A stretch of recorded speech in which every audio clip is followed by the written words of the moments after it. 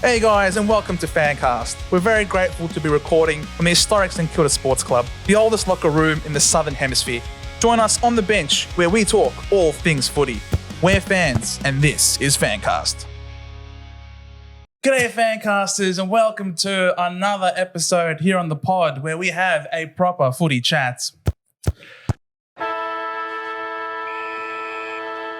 We are joined today by a familiar face. Anna's back in the country, super very tan as well, very jealous at the moment. I don't think you can How tell. were your trip? How was your travel?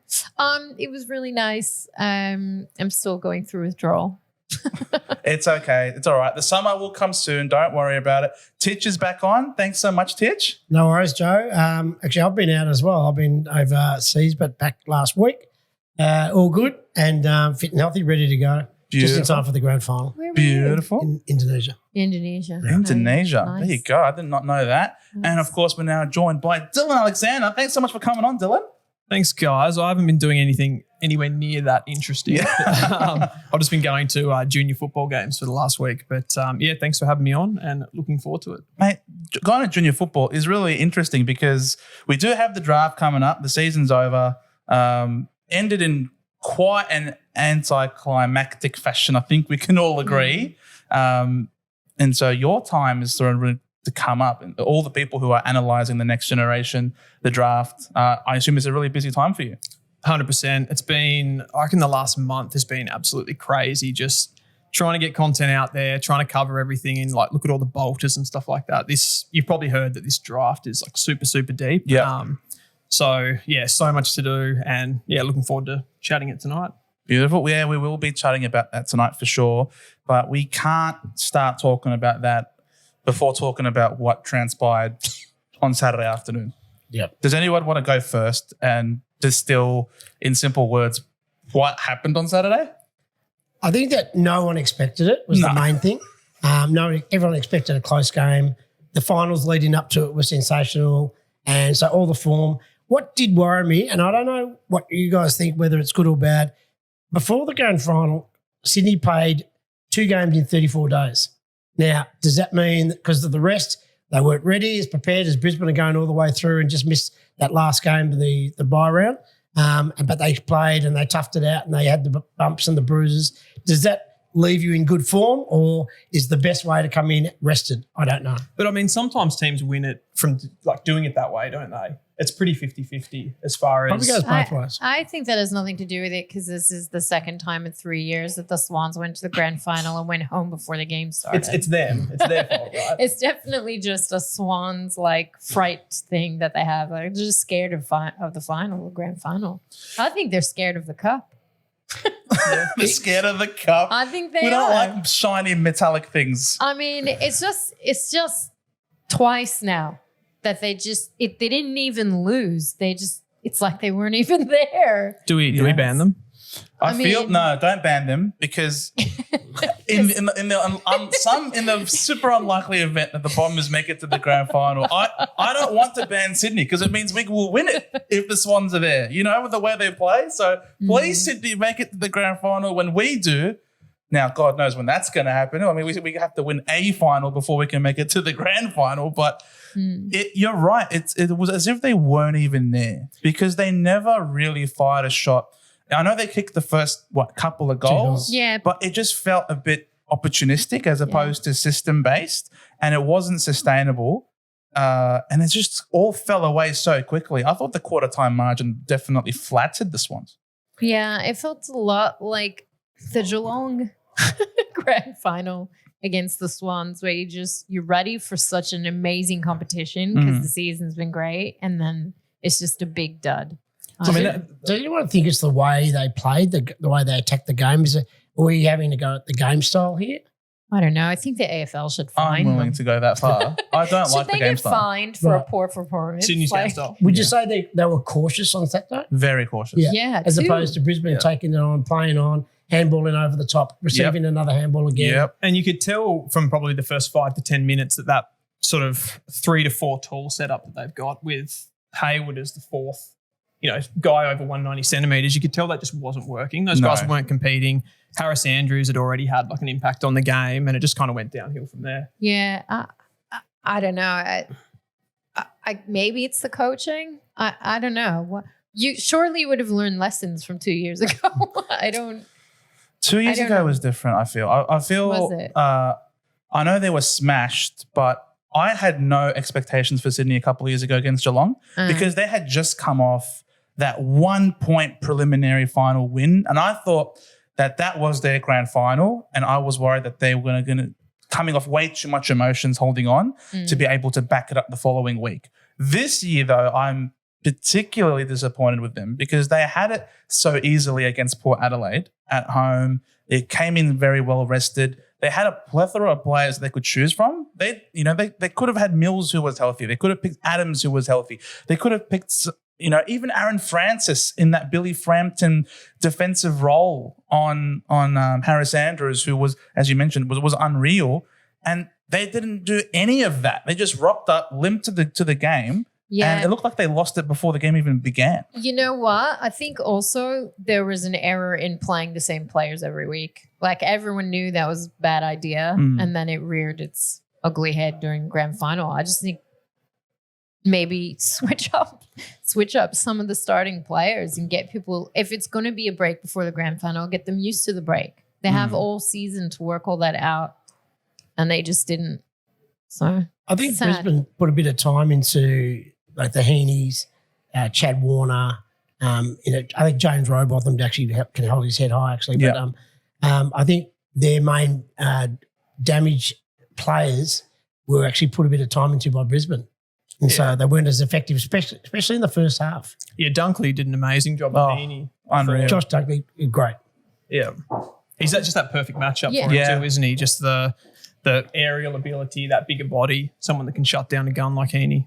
How embarrassing is it to have in the start of the year say, oh, if Brisbane don't get a home game or Brisbane don't go down to the bottom of the ladder, there's no way they're going to play a final. There's no way they're going to win a grand final. Like everyone wrote them off.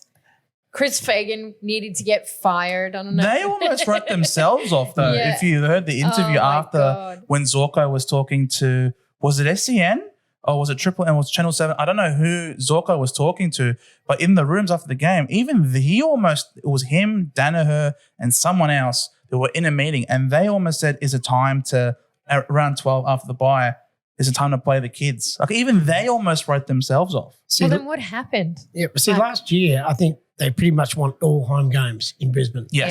Yeah. And they made the grand final. This year they were beaten by, I think, St Kilda beat them. Yeah. Carlton beat them. I know, see. And no, we didn't beat them. No, you were close. It was 20 Carlton points. beat them up there, and I think they had a series of losses up at the Gabba. They did. And that was way different. I'm thinking, hang on, they're not going to make the grand final like last year. And they came good towards the second half of the year. So, but as far as the criticism goes in that early part of the season, like that is a stacked team. Yes. That Brisbane team, like that shouldn't have been 0-5. No. And it really should have been a team that was in the top 2, top 3 teams throughout the whole season, really. Yeah. I guess it goes to show how little the beginning of the season matters. It's no one really was how you consistent. land. No one was consistent this year. Yeah. No. Not even the Swans who finished top of the ladder, and they were so far ahead on top. Even they lost by 112 points. Yeah, this year. loved it. I thought it was great because you never knew it was going to happen. It was just always Port Adelaide exciting. finished second. I don't know how that happened. Yeah. I was still calling them a crap team. Me too. at the end of the year. Like that's nuts. Like, Yeah. It was such a tipsy-turvy season. I don't think I've ever seen a season like this that I can recall where it was so close, so tight, up until the final round, the final game of the season. If Freo won against Port, Carlton miss finals and Freo make it in. Like the very last game of the season mattered. And I don't recall a season off top of my head where every game really mattered. And it was the team that really played the best at the end of the season when they came good. I mean, I'm looking at Hawthorn, for example. They came from the clouds. That's something that they're a team that we'll probably Even Oh, be talking Port, about later. like After I losing the don't know first if five. anyone expected Port to be up there. No, I didn't. I mean, Neither. I'm a North Could be supporter and our biased. games definitely didn't matter. So, but someone said to me in the tipping comp here, if you are up in the top tippers, you know nothing about football. Yeah. Yeah. Exactly. It's all luck. I feel. The people who won here aren't renowned footy fanatics. But then it was that hard. I think the more you look at the numbers and the stats, the less you're willing to admit that a lot of this game has to do with just how you feel when you play. Like, what's the vibe? Like, it really has so much to do with belief. It has so much to do with desire, momentum, and like momentum. It really has so much to do with that. And when you're doing all the stats and like, I know Gary Lyon and his stupid The premiership windows. And like, window. I can't wait for him to be wrong someday. But he was right again. They were right again this year, and he had this massive rant at the start. He did have the Bulldogs in there though the whole time. They were showing the best performing team, and they didn't even get there. So I don't know. Well, yeah, they just didn't rock up against the Hawks. Yeah, but that's again like that's discrediting or not giving enough merit to just, I guess, a general desire. Yeah, I don't know, like. That can't be quantified. No, I don't think it can. Yeah. There is an intangible to these teams that really want to win. Yeah, that can just go up another level in finals. Yeah. I think Hawthorn were the perfect example of that. Just they were riding some sort of a wave of momentum, whatever it was. You can't really. I think as far as talent goes, if you stood all their players up against the Dogs are better. Right? Oh yeah, for sure. Particularly in the midfield and those areas, but they were just it was all momentum. Yeah, I love that though. That's like my favorite thing about the sport. I think like it's the best thing about the sport. But the Hawks were fearless. Like, they had those young kids and the selfie brigade and all of that. They just didn't care. The Wizard came alive when he was kicking goals 2 or 3 a game. These guys didn't care who they played or where they played or when they played. Yeah. They had a Hawks. They had a Giants mentality like last year. Like the Giants, I think they broke the record last year for wins at different venues. I think they won at nine different venues last year, which is ridiculous. And so I felt like the Hawks sort of had that mentality as well. Like, doesn't matter who we're playing, we're going to challenge you. Brisbane definitely took that attitude into the finals this year as well.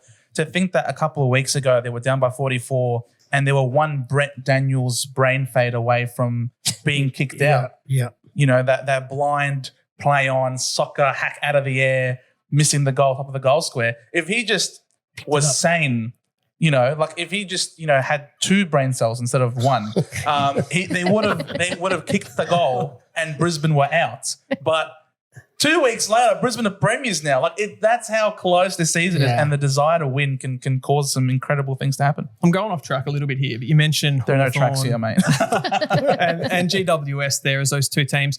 They're 2 teams that are sort of drafted heavily in the like small forward brigades. They've tried to shrink their teams. Do you guys think that'll be a thing going forward? Shrink the team? Yeah, like have small forwards. Yeah, I definitely do. Particularly ahead of the ball. Yeah. Like not basically the opposite to what Sydney did on grand final day. I mean, that's stacked up during the season for Sydney, playing that taller forward line, but it's certainly starting to become a trend. Yes. I think it's becoming just a faster game. So speed is valued more than height at this point. So, yeah, I think players are getting shorter. And but that doesn't mean that height doesn't help, because look at Hipwood. He's terrible, but somehow manages to fill the void because he's tall. I don't think teams are scared to put in 4 smalls in the forward line.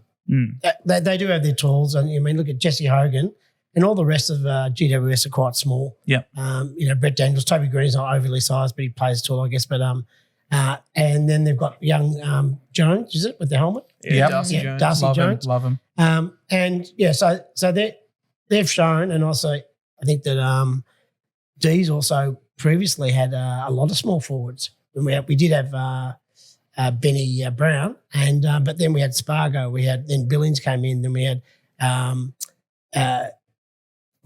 Windsor came in this year. Yeah. Another small. You got Cozzy Pickett already. Cozzy Pickett's already there in small forward. Yeah. Fritsch is sort of so.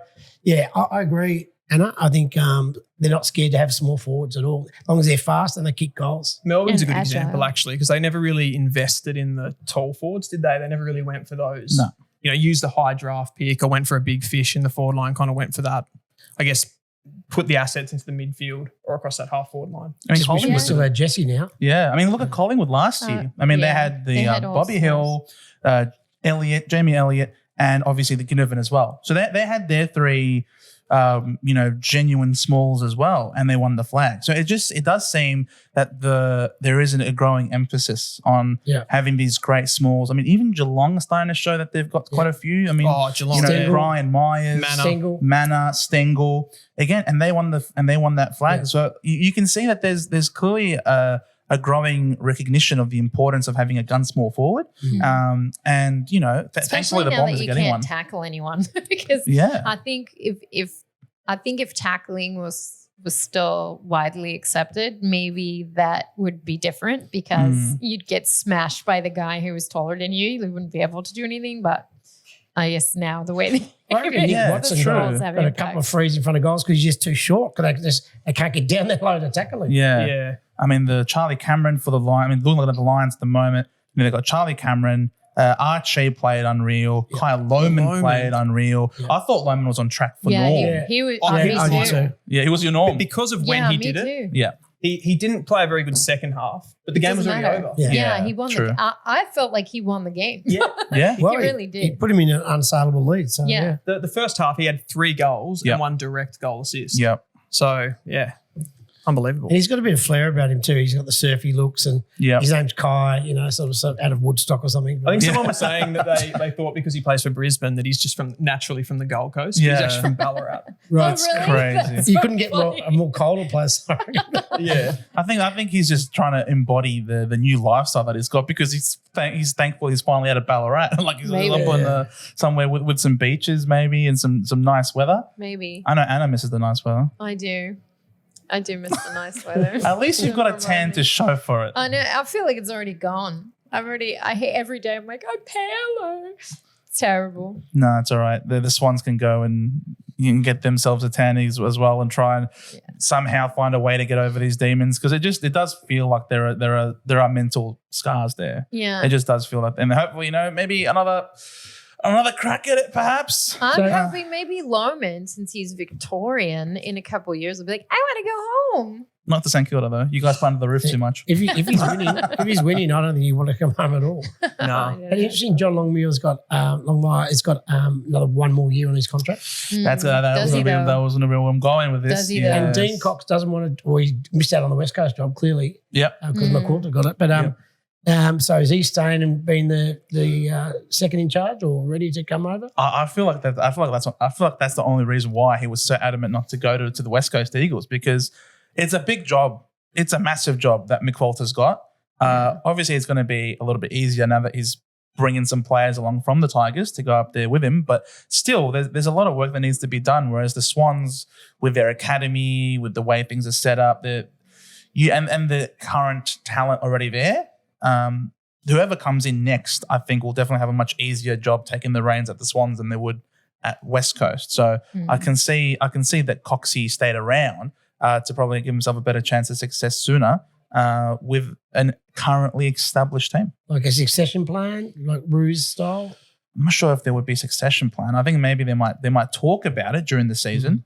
I'm not sure if they would publicly announce it until a bit later on. And do you think they got an advantage with the oval, that smallish oval, or up in Sydney? Well, I mean, you just one kick out the back line, you're in your forward line. That's pretty good. And should GWS play there as well? Because they're losing. They played a final. No. And there's gaps everywhere. Yeah. I mean, Geelong can't even play at their home ground. They have to play at the G. That's right. I mean, normally having your own stadium would be a benefit. I mean, we see that with Geelong, we see it with Sydney, we see it with Brisbane. All these players, all these teams just perform better at home.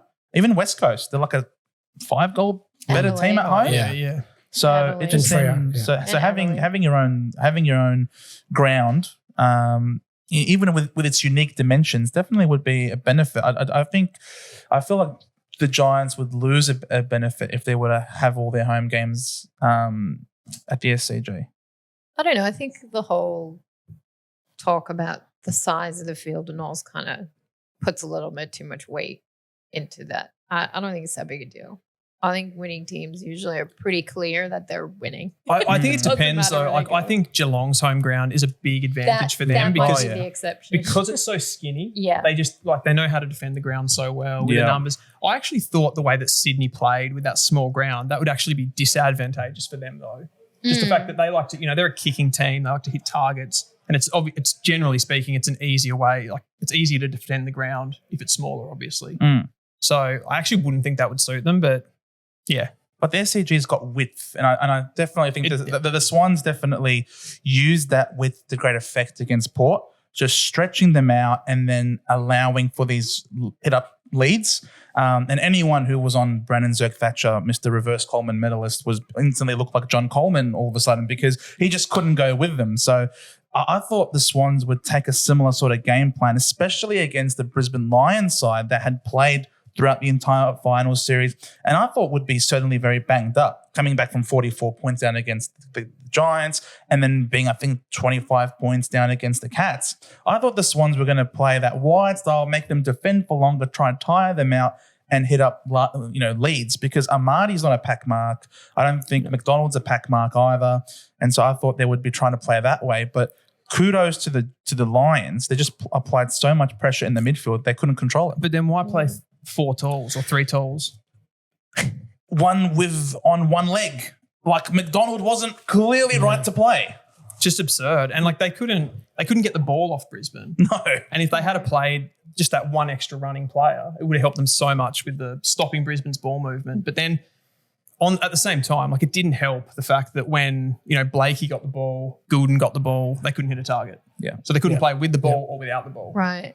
Yeah, they stuck to their plan for the year. Like they didn't do anything that was different. I don't think they did anything that said, oh, now it's the grand final. Like we're going to do something special to beat Brisbane today. Like they did everything the same. They were so too conservative, and they should have way too conservative, way too predictable. Yeah. I think way too stuck on their starting team. I just, it was boring.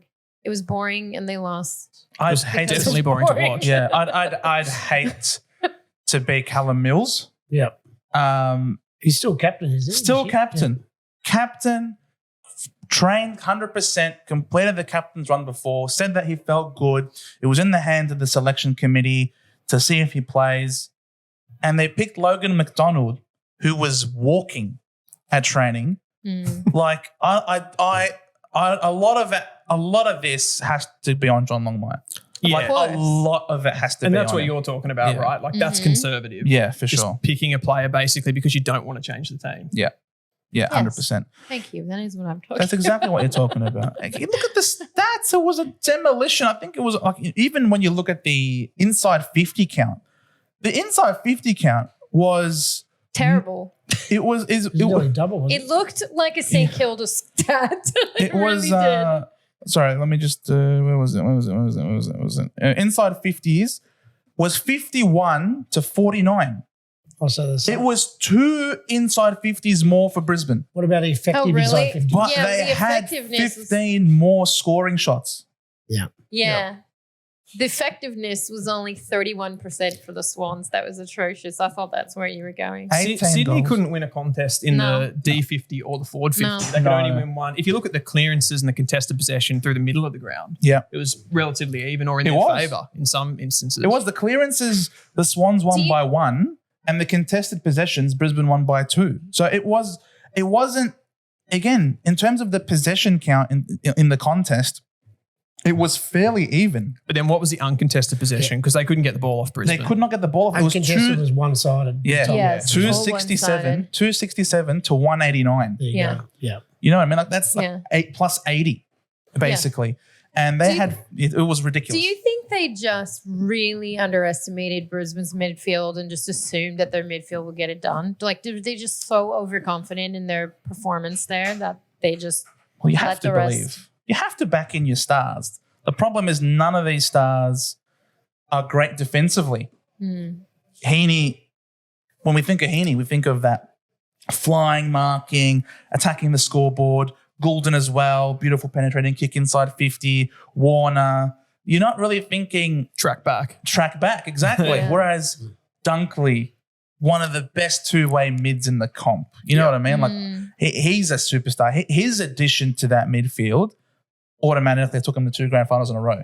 As soon as he joined that midfield mix with Lachie Neale, right? 2-time Brownlow medalist. That's the underestimated guy. I think as well too, like you look at Rowbottom's probably their Dunkley. Yes. And Dunkley's just infinitely better, isn't he? Yeah.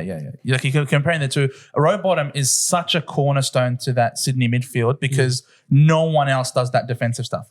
It's really all on him. And the best way to beat the Swans is to just not let them have the ball. Just beat them in the midfield and beat them. And just play them in a grand final. And play them in the grand final. That's the best Exactly. way to beat them. Or maybe they don't like the MCG. They lost to Richmond earlier in the season at the did they? MCG. But that was Oh, their that's excuse right. after Geelong, right? It was Right. they used the MCG excuse. Yes. We're not Yeah. playing at the MCG.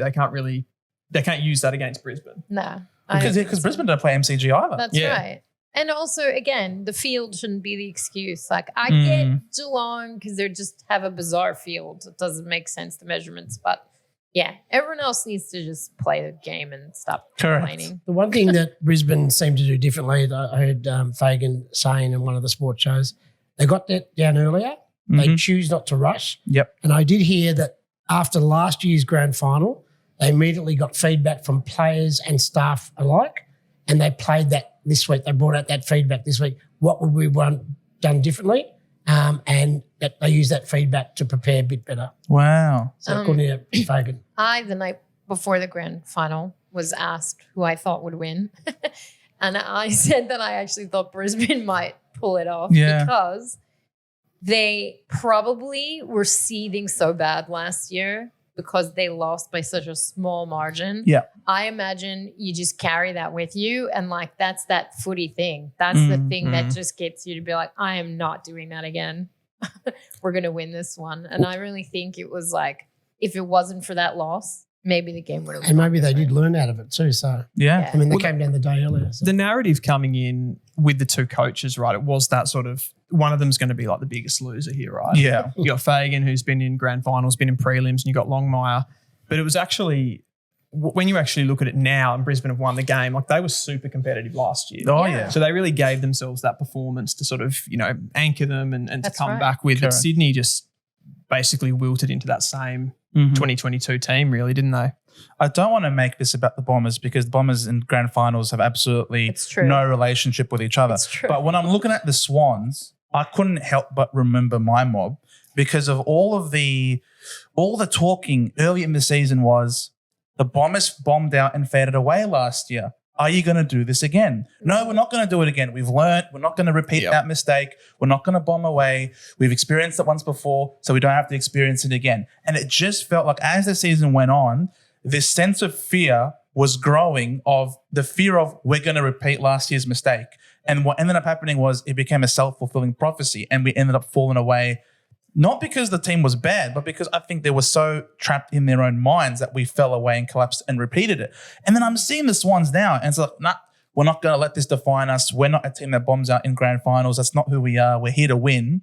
But I think the fear of experiencing that Geelong grand final again led them to repeat the exact same mistakes. And again, it became a self-fulfilling prophecy. And it's going to be even worse for them next year Yes. Yeah. because the entire, whatever they do next year, it's not going to matter. Unless they Right. win. Unless they win. Unless they win it all. That's They've what I mean, got to be isn't it? so deflated. Yeah. Yeah, you won't be able to enjoy any of the season No. up until that point if it happens. It's a wonder clubs now are investing in wellbeing coaches and mindfulness and psychiatrists and psychologists to get them up and running because that little man on your shoulder can really hurt. Even though you've got all the ability in the world, you can kick those goals. Yep. But in a grand final, the pressure must be unbelievable on their weight on their shoulders to say, you must kick this goal. If you don't, you've got to get back up on your I feet. think the opposite. I think the well-being coach is the problem. I think Oh. someone needs to be like, I love you, Anna. I think someone needs to go in there and be like, don't fucking lose this game. You can't lose another game. It's done. Your career will be over. You reckon they've You'll gone be too finished. soft? Just Overthinking things? Yeah, stop. Oh, just beat the other team. Like, stop whining. Stop Don't feeling think. sad. I was gonna say, yeah. Just go do it. Like, you can do it, obviously. And that's why can't there be the demand for you to do your best? Why can't there be someone to say, you absolutely have to do your best? I Why do think- we have to go, bring your best? It would be so nice. I think that stuff You depends do. on the person, right? That's actually getting the Maybe. message. I Like don't for know. some people, that's a positive thing I to get guess. that reinforcement of almost punishment, and then others, don't respond too well to I that. feel Sam Mitchell brings your approach, Anna. Sam Mitchell. Sam Mitchell. Mhm. We were at the Well, we're going to shout them out. We're at the Clubby Sports Breakfast. That was a very great one, a great event on the grand final morning. It was a very good show. They had Sam Mitchell on, and it wasn't recorded, so I'm going to talk about it anyway. So he was very hard. What you see the persona, he definitely brought it onto the show. He didn't want anybody to win the grand final. He was like, I hope they both lose. Zero margin. Keep drawing forever and ever. And he talked about part of the reason how they were able to turn their season around was because he sat down and what did he say? Kill one and you frighten 1,000. Yeah. So he started putting some incriminating footage of, poor efforts by some of the players on the screen. And like, that's not good enough. You need to have done that. You need to do this. That's not good enough. And so everyone essentially then started to knuckle down and not want to be have their flaws exposed almost. So it became fearing them into action. Well-being is for the off season. That's your holiday. That's when you feel well. You should feel like shit the whole year until you win the grand final. And then it feels amazing because you worked really hard for it and you didn't think you could do it and you went and you did it anyway. But there has to be that drive to say, I'm going to do it anyway. Embrace the grind. Yeah. I don't know. I think it's people are being too nice. The Swans don't embrace the grind. The Swans, as soon as things start to get a little tough, I feel like the Swans are quick to complain. I didn't see any blood stains or grass stains. I won't forget how much they were going off against us when we were playing them earlier in the season up at the SCG, and saying, "Oh, this is fake toughness. Do it for 4 quarters." All this sort of stuff. We get it. You got to do it for 4 quarters, but we're coming here trying to beat you. If it means we're going to play hard to win, we're going to play hard to win. Embrace it. Don't complain about it. All right, fine. You guys top of the table, but premierships aren't won in March, or in April, or in June. It's at the end of the season. And if you want to keep it up for 4 quarters, mate, Papley, where was your 4 quarters on the weekend? I remember very vividly you throwing the ball up in the air and having it turned over, leading to a goal the other way. So it's one thing to be lippy, but you really need to be able to back it up on the big dance. Yeah. Excellent. All right. And on that note, we'll move on from that shit show. Congratulations to Brisbane. Yes, I know, congratulations to Fagan. I'm so and happy to Fagan. for Chris Yes, Fagan. correct. Can I just comment on Of the course. hug that Lee Matthews gave him? Oh, that was beautiful. That was really heartwarming. Oh, yeah. And they really meant it. For sure. Yeah. And he's been a bit of a mentor to Fagan. So Yeah. That was the most emotion Chris Fagan really showed too, wasn't he? He's pretty calm. On the bench he was. Yeah. I was surprised. I think someone must have come and started implementing breathing techniques because they saw how excited he was in the 2 finals beforehand. And they're like, holy crap, his guy might die of a heart attack. Let's work on those breathing techniques. Keep you calm for as long as possible. I was really surprised. It was beautiful to see. Yeah, it really that was was good. beautiful to see. just thought I mentioned it. Oh, because, oldest premiership winning coach, and if the coach who's never played AFL footy as well. Yeah, and he was copying shit all year. Yeah. All year. 100%. He was copying shit even when he was doing well. That's At the right. end of the season, it was that, he's not a good enough tactical coach, all those sorts of things. So, And the racism thing that would have obviously derailed. It's hard to be fully committed and 100% invested into your coaching, into your job, with all of this going on over you as well in your personal life. So it's just incredible resilience, incredible effort. And he's brought the club such a long way from basically wooden spooners. And the players seem to really like him. Yeah. They seem to really adore him. And a lot of the players came out and said that. And I thought it was just fantastic to hear. He's like a father figure. He backed them. He backed them in every presser. He never said, "Oh, these guys need to bring." Never. He was like, "I believe in my team." It's funny. We bag Fagan, but you look at the Premier League coaches or their managers over there. You look at American football. They've got a culture of a lot older people that are in charge of teams. Yeah. And we've got one of them, and they're all having a go, as you said, Anna. Yeah. So, Craig Bellamy as well. well, he's getting up there too. I think he's 1 year older than Fagan. Yeah, he's not a little spring chicken anymore. But you ask anybody who's the best coach going around. I mean, you got to put him up in that discussion. He sort of looks a bit younger too. But, Looks a bit like you, actually. oh yes. Any relation there? I don't think I can do a spray. Apparently, he's one of the best sprayers of all time. Well, there you go. See? Nothing like a spray, See? tough love. That's what they need. School of hard knocks. More sprays. He gives it to the players like you wouldn't believe. And he's got every effing bomb you can imagine. So I'd like to sit in to hear it actually. Anyway. Well, speaking of bombs, I thought that Katy Perry pre-game song. I thought she was the bomb. I thought she was unreal. I really enjoyed it watching it on the screen. It did trip me every now and then when the CGI stuff came on the screen, like this big pink purple vortex thing, black hole opening up in the middle of the. I thought that was a little bit weird, but everything else in terms of the songs, the way they melded into each other, Tina Arena popping up, singing Chains. And then having her bolt off, having her run. I thought she was going to pull a hammy running off. That was hilarious. But I thought all in all, it was a pretty good pre-game entertainment. Did the Tina Arena thing work? I thought it worked. Just seemed a bit unusual. But it was a little bit random though. Yeah.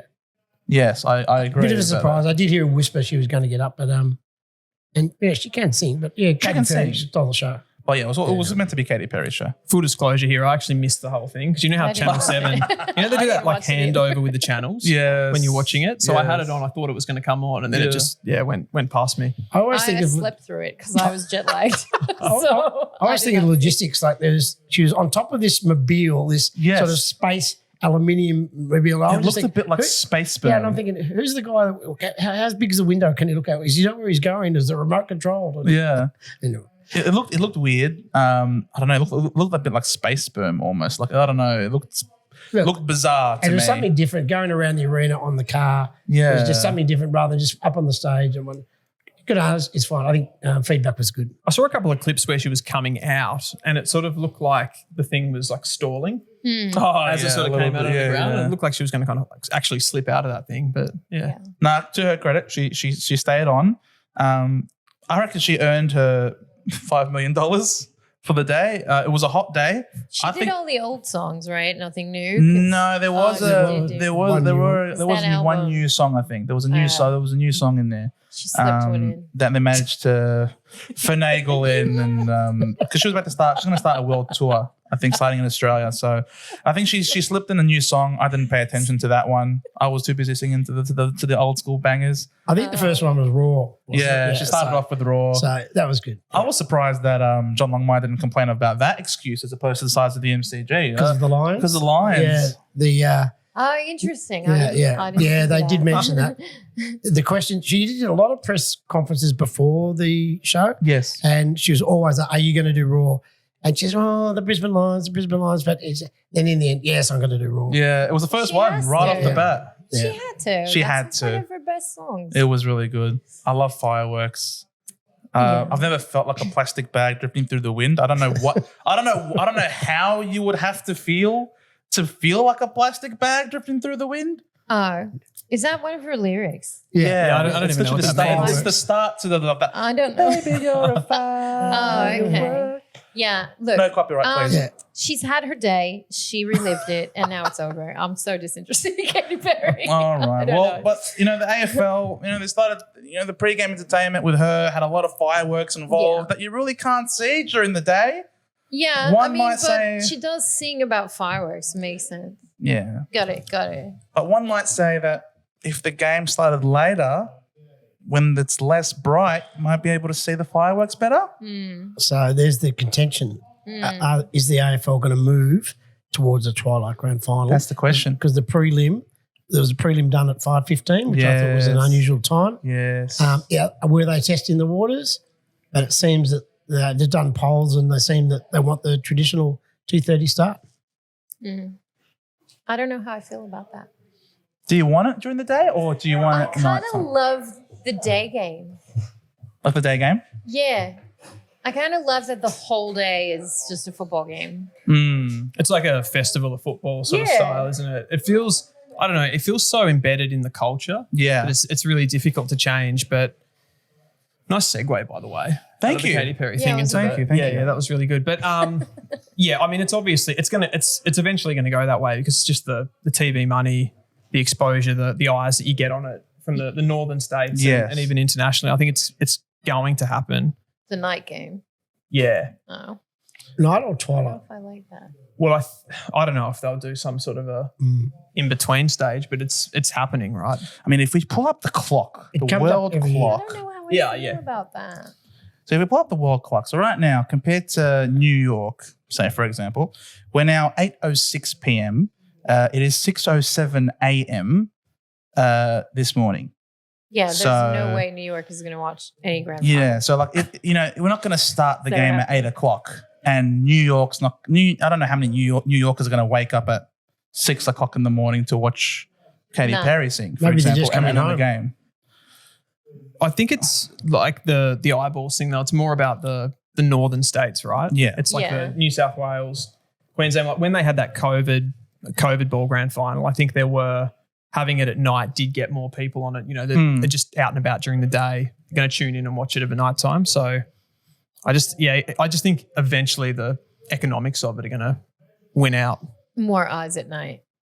That's Yeah. what you're thinking. Well, I mean, Maybe. ultimately, the administration wants more money to come in. I mean, it is a business venture at the end of the day, and the more profitable this business is, it just means a The lot more American it is. the more American it is, or That's right. I don't want to say it, but Say it. when you say the more money there is, it's almost like money equals America almost at this point. Well, So the that's more how money, Americans into it, there's so much more benefits. Obviously, you end up having better investments into score reviews. Could end up having That's never better happening. umpires. Could end up having Never happening.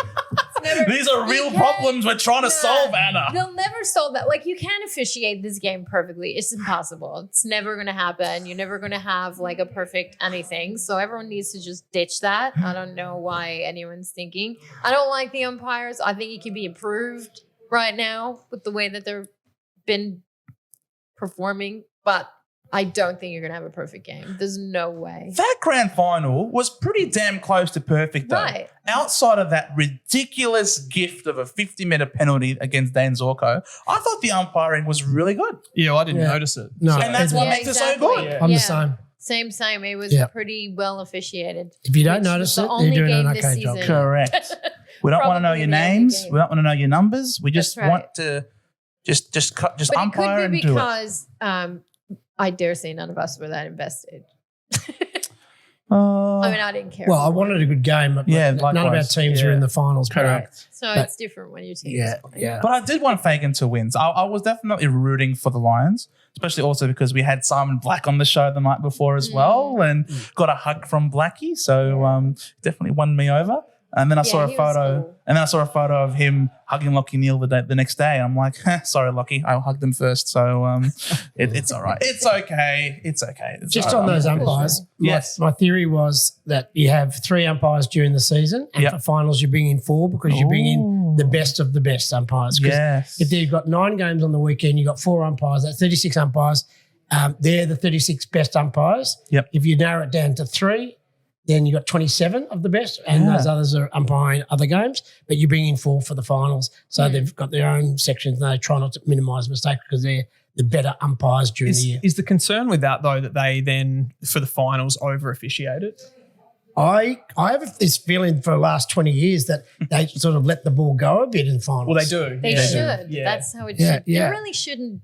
It's only the obvious I'm a free kicks. minimalist when it comes to umpiring. Just shut up and stand there. Yeah. Just make sure no one gets hurt. I love how you said shut up and stand there. That is one of the rules. Shut up and stand. No dissent and don't move. Just stand right there. Well, Well, the like, set I think, obviously you want to keep the sanctity of the game, Yeah. but spud out. Most of the time, I felt a lot this year. There were so many interjections where they should have just left it alone and let the game happen. That's the game. I Well, don't know. dissent went out the door, didn't it? Yeah, dissent, absolutely. It was a I few did. times. I'm just Yeah. like, holy crap, Was this that, is. was that this year or last year? It was that this was year. it was a really big thing. Last year Oh, was but last a year huge was thing. massive. It was like arms out. Was it last year or Yeah. the year before that? Yeah, last year you couldn't put your hands Okay. out. Yeah. You Yeah. can point Yeah. at the scoreboard. I yeah. think that might have been 2 years ago. Oh, Yeah, maybe. yeah. I reckon if I you, know. I reckon if you smiled at the umpire, you might have been dissent. You're being a smart ass. It was literally like they moved this way. I don't know. They were automatically penalized. It Yeah, was there's terrible. always teething problems with everything. But there's always room for improvement with constructive feedback and constructive criticism. Yeah. And I know that Andrew Bassett of St Kilda definitely gave quite poignant constructive criticism of the AFL and the way it runs its business. Yes. Look, I agree with him with the way that the draft system is currently set up, and having no sort of limitations on what certain teams can pick up. Now you're going to end up with the Brisbane Lions, who just won the premiership. They're going to add another Ashcroft, and he's pretty good, isn't he? He's not bad. He's not bad. No, he's definitely within the top 5 to 10 players. I think sometimes when people are talking about this, they kind of get a little bit hyperbolic about it being like the number one pick. But even still, you don't really want the premiership team, a team that's already stacked with so much talent. I mean, they got his brother 2 years ago, who was, a number 1 or a number 2 pick, and now they're going to add another. Who's a Norm Smith pick. A Norm Smith medalist. So they just keep adding these like pieces to their midfield. Next year they've got Daniel Annabelle, who's another academy selection coming through. Oh, that's how you pronounce it. Based on the spelling, I call them Annabelle. I'm like, is this correct? I'm reading as Annabelle. Okay, Annabelle. All right, there we go. This is why some teams can't rejuvenate, though. They're just like that leaves a whole bunch of teams in the middle that probably could have used 1 or 2 maybe picks, and they'd get nothing now. I think the thing with like St Kilda too and like North Melbourne are in that similar boat. We're kind of those smaller boutique Melbourne clubs, and we're the ones that really get forgotten about in all of that because you have the I mean I just feel the father-son rule just inherently is a weird rule that you can better almost like freely better your team based on hereditary. It's terrible for St Kilda, that rule. But also, got nothing. Same. Brisbane's going to get 2 of them, so not just 1. They're getting 2. Well, they're getting if you include the academy. Yeah. And with the father-sons, I think another thing people don't realise is you get a 20% discount on the points. Correct. So they've obviously brought the point system in to alleviate that a little bit, but then you get a 20% discount. You end up paying once you swap your picks around, like they'll swap a pick 16 for probably 2 picks outside the top 30, and they'll hardly pay anything. Really. But is that what's being changed?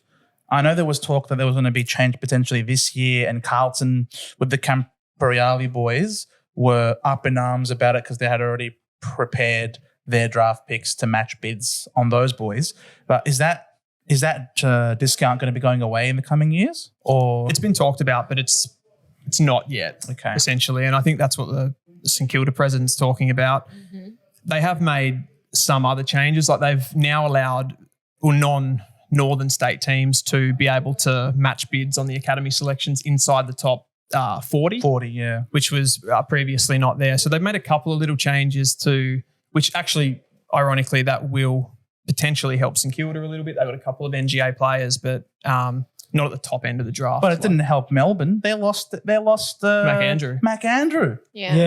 Yeah, and that we could have done with Mac Andrew. Oh, anyone could. When Lever went down or May went down as well, down back he's been sensational. He has been. Yeah. You can even with both May and Lever in the team, you can play forward and kick winning goals after the siren, break Essendon supporters' hearts. You can do that. He's got composure.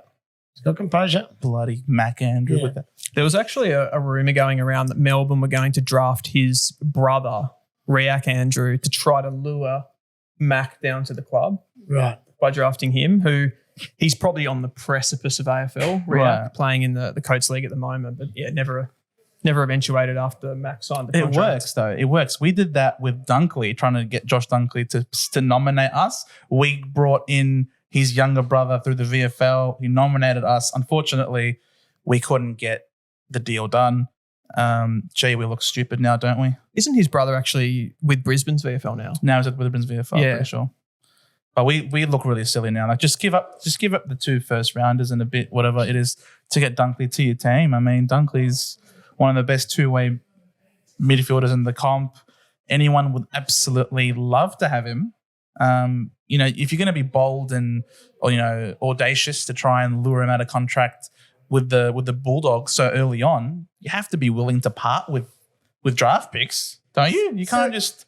I have a question. Who do you think is going to come out the best from the trade period? You don't know. I think it's going to be the Hawks. I mean, the Hawks are just acquiring. Yeah. I think the Hawks are just going to be acquiring really important assets, especially in their back line. to then help facilitate their back half game, quick ball movement, attack at all costs, whilst keeping this, with Barras and Battle. Those are two incredible gets into the. Well, we have to. You're the one who asked the question. I know. I'm sorry. Sad about Josh But then they become what they call destination clubs because people want to go there Yeah. because they nominate these clubs. But, not many people nominate St Kilda No, right now. I know. No. Or North Melbourne. Or no. I'm right with you. But it can change though. Like Brisbane weren't a destination club a few years back. They were in the shit. All right, excuse the French. They were terrible. But Fagan comes along. You start having good people at the club, and you can then sell a dream. And them getting Lockie Neal across from Fremantle really was a massive coup for them. And look at the trajectory that they've been on since then, and they've actually made it now, and they've to the promised land and won a flag. But it's possible when you have good people at the club. Good people make good clubs, and as long as you have those, North Melbourne have had a massive change in their administration. Obviously, changed the coach, one of the greatest coaches of all time. I'm so It's the excited Saints. for North. They brought back Ross the Boss, who's taken a couple of teams to grand finals as well. Yeah. Obviously, it's not a nobody that can do that. You obviously got some really famous ex players in that coach's box as well. do. So it takes a team. It's not just one person. I guess not to sound salty, but when you are a North Melbourne or a St Kilda, but to get that culture, it also does take money. Yeah. Yeah. And the teams with endless resources That's can right. sort of, bring people in. They've got more support around them and then they get that culture anyway. So they're already sort of a step ahead. Yeah, I think there's like little breaks that you get when you have cash that the smaller teams don't have, and then it's like whether or not the whole industry is stacked against you because you don't bring in the dollars that other teams do. So you don't get, any favors from the AFL. So it doesn't really breed a winning culture when you don't have the money. So It's hard. North's got reasonable facilities. Not too old now. Where do the Saints are back at Moorabbin? Yeah. RSA. And they've built that up. Hawks are still in But we number. don't bring numbers. Like we're not like if we have a St Kilda game, everyone's watching kind of again. Yeah, Like we don't yeah, have yeah, that, yeah. right? We don't have that many even members. Like Richmond do. Yeah, so- Hawthorn. It doesn't really have the draw. It's not something where the AFL look and they're like, maybe we give them a break on something because it doesn't matter to that many people. You're out of sight, out of mind. Yeah, exactly. Like, they you've don't got care. the least amount of eyes on you. I believe the words were not relevant. If you're not relevant, it's really hard to pick your team up off the ground and be like, we're building this great culture and it's going to be wonderful. But It's hard. West Coast probably had more money than anyone. They But, do. Yeah, so, They're the biggest, Sure. most powerful, richest club in the land. For so sure. it's not only just the money that you need. I think the culture is important. Yeah. You grab a Lockie Neal, you change that side. Yeah. He was a gun at Fremantle and he's a gun at Brisbane. So you get 2 or 3 good players in. The dynamics of your side changes. You get. I like Max Gawn, the way he goes on about the culture. I like some of the captains of the AFL, Scott Pendlebury, for instance. So they build culture and players and they believe in themselves. And that's how you win games. I think it's like Anna was saying, it's up in your head. Just get the job done. Get the job done. All right, we're not far from wrapping up. So I guess we'll sort of just go along the bench and we'll pick a positive surprise, something about this league or about a club or a player, whatever it might be, something that's positively surprised you this year and something that negatively surprised you. So something that you were bummed out about, something that you were really happy with. I can start, I guess, sort of give an idea. I was really happy. I was positively surprised about the evenness of the competition this year. I thought that was really good and that anyone on their given day could win. Even North Melbourne can beat the reigning premier. Now, of course, you didn't, but you should have. That was clearly a 50-minute penalty. I'm not gonna. That was clearly officiating, and you absolutely should have won that game, regardless of what the AFL has to come out and say. In my eyes, and in a lot of people's eyes, you got the moral victory there for sure. So anyone on their given day can win. And I thought that was something that was really awesome to see this year. In terms of a negative thing, something that negatively surprised me this year, I was a bit surprised that the Bombers crashed and burned the way that we did like last year. I actually thought that we weren't going to do that. I actually thought that we learnt from our previous mistakes. But I was just really disappointed at the fact that the players mentally, again, it's that idea of the mental fortitude that I think is the overriding theme for this episode. As well as the season in general, the mental fortitude wasn't there. And if you lack it, there's no hiding over it. There's no papering over that crack. It's a very obvious, glaring weakness, and I really hope we can fix that over the off-season. Next one. Anyone wants to share? You go. Don't just leave us on the Bombers being shit, guys. Say something. So my positive, it's probably that momentum thing in the games, just the fact that that's maybe leaning into yours a little bit. Sure. But the fact that you can really be in a game, you can be 7-8 goals down, but apart from Sydney on grand final day, you can still kind of fight your way back into the game. As far as the negative, which was kind of more in my head, is probably North Melbourne. They're just their inability, apart from probably a 5-week patch towards the end of the season, they just still weren't competitive, which is depressing. I thought they were competitive. They were for a little patch, and that Collingwood game was a part of that patch. And that was, you look at games, when you're a supporter of a team like that, you look at those kind of games as a win. You're excited because you're actually watching something that feels meaningful. Gee, I'm getting too sad here. Well, it's a negative. It's a negative, right? I think North had a good year, considering.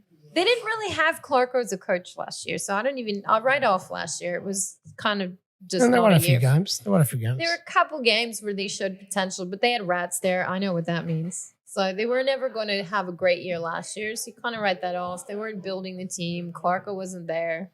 I think this was their first proper year with Clarko, with the team, where they could really explore what they're doing. I don't think they had. Don't feel sad. I think you had a good year, and I think everyone will be interested to see how they play next season.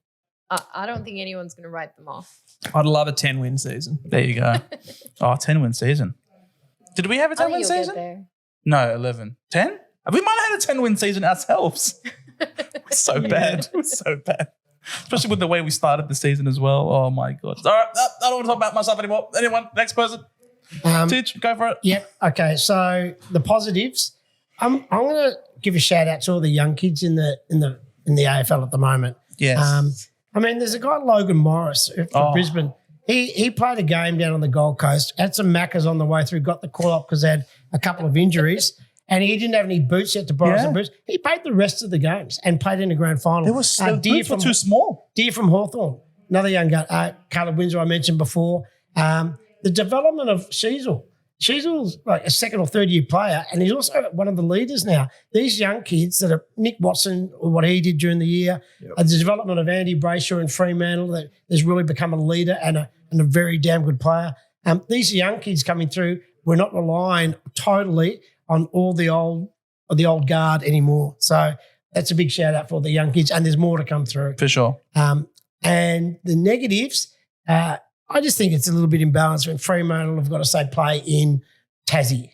The longest trip. I mean, they get a bad end of the deal. They don't get Friday night footy, or, it's those teams we're talking about, Anna, like St Kilda's and maybe North. They're not putting them on primetime TV. The Collingwoods, the Hawthorns, the Essendons, all those big teams are getting primetime, and that's a lot of money comes into those home games. A lot of money goes through the gate. So, Sean, I don't know how we do it. It's an end-old sort of battle, but trying to equalise a little bit more to give those, especially the Perth teams, they've got to fly every week. Yeah, correct. And when Collingwood hardly fly at all, and they play all their games at the G, when Richmond played the last 7 or 8 games at the G when they won the flag, it sort of becomes obviously imbalanced. But they have business class seats though, Titch. Oh, well, there you go. There you go. That means everything. Sorry, that's being a bit facetious. Go, Anna. So I guess probably I agree with you that the competitiveness of the season, I didn't expect it to be that competitive, and that was probably my favorite thing about the season, that it was so unpredictable and so competitive, and on a random day, a bottom team beats a top team, and it's just another day of footy. Yeah. So I would say that definitely is the positive. It's probably another positive is that Gold Coast did not perform. Get stuff, did Dimmer. not perform as well as everyone said they would, which is what I predicted. So I feel Well done. Well for done. me, that's a plus. A positive is you were right. It's weird they're winning Yeah. all their home games, though. Yeah, but I was surprised at how poor Gold Coast played this season. Especially so that was away. another plus on my end. I love it. Well, 2 negatives do make it. Yeah. Yeah. Do we get 2 also, negatives? Richmond just, fighting for that wooden spoon. Like, that was great too. Oh, okay. On 3 Team positives. Richmond. Yeah. Excellent. All the They're positives. coming out. But some of the negatives. Andrew Dillon's schedule was irritating. Conflicting games. You can't watch 2 games That was at the pathetic. same time. Correct. That was Yeah, really stupid. that's annoying. And the Yep. comment of the umpiring being the best it's ever been, Yep. I thought that was terrible. Yep. And I also didn't like the emphasis on the tribunal. I'm really so over who gets suspended for how long. Like, can we just play the sport and stop focusing on stuff like that? I get that you have to do it because you want to make some changes, but it shouldn't be the point of focus for the whole week. Like, Yep. all the coverage talks about is who's been suspended. Is he going to get this? Is he going to get that? And then you see all these disparities in how people are officiated at the tribunal, and it's annoying. Like, nobody wants that. It's just a soap opera. It's not official.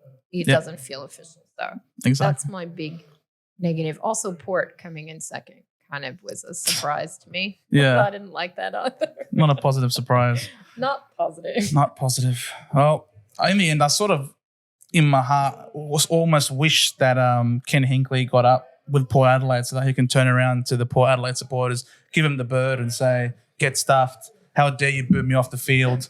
We literally finished second on the ladder, Yeah. and then won the flag. That would have been a cool story. And then retire in a blaze of glory. Alas, that didn't happen. Nope. And we got the Brisbane Lions, your 2024 Toyota AFL Premiership season premiers, brought to you by FanCast here on the bench. Thank you so much, guys, for joining us for an incredible season of football. Wait, I have a positive. That I actually got to do some podcasts this season. That was a positive for me. Yeah. Yay! Some We also, therapy for another my footy positive is that brain. we had Titch on a second time. Yeah. Yeah, off the bench. And very happy to be here. Enjoyed it so much. Excellent. And we're going to see you more next season, hopefully. I'll be around. Excellent. Dylan, thank you so much for coming on.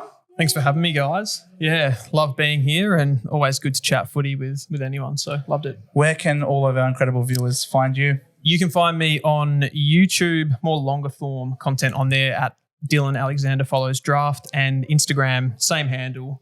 More kind of, I don't know, shorter form and related to the Coates Talent League specifically. There you go.